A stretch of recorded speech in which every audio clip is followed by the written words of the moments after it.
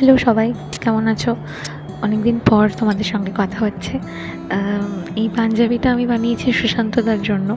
অনেক দিন আগেই বানিয়েছিলাম, কিন্তু শেয়ার করে ওঠা হয়নি, কাজের চাপ ছিল অনেকটাই।